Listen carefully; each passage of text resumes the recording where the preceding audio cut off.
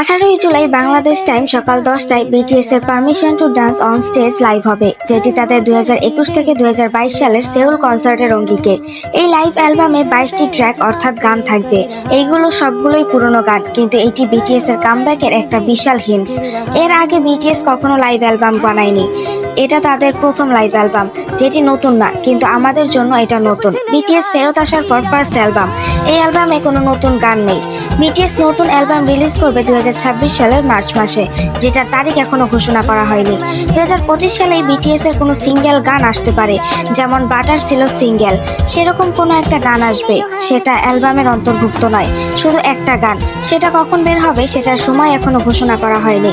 BTS ইতিমধ্যেই বলে দিয়েছে তারা অ্যালবামের কাজ আমেরিকাতে শুরু করে দিয়েছে।